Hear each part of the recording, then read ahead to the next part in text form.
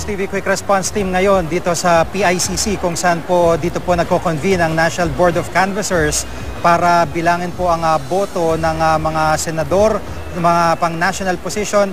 Pero sa mga sandaling ito nga po, dapat sana ay ngayong gabi magkakaroon o plano magkaroon ng proclamation ng COMELEC. Pero dahil po sa mabagal na pagdating ng mga ERs mula sa iba't ibang lugar, yung transmission po ng mga boto mula sa iba't ibang mga lugar dahil sa problema sa signal, ay pinagpaliban po ito ng COMELEC at sa kasalukuyan ay wala pa pong fix na schedule kung kailan talaga magkakaroon ng proclamation para sa mga kandidato.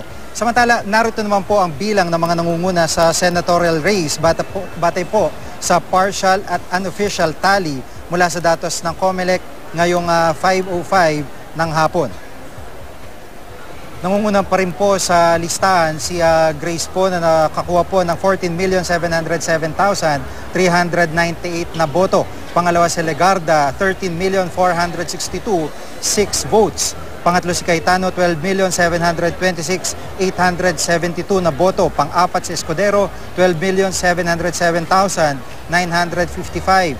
Binay pang-lima, 12,004,551. Nasa pang-anim na pwesto si Angara, 11,566,407. Si Aquino, pang-pito, 11,153,424. Pimentel, pang-walo, 10,664,786.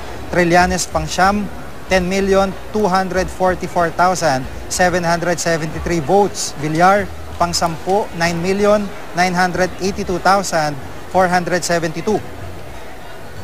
Nasa ikalabing isang pwesto si JV Ejercito, 9,903,412. Onasan, 9,555,668.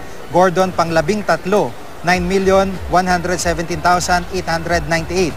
Zubiri, 8,551,284. Enrile, pang-labing lima, 8,265,095 votes.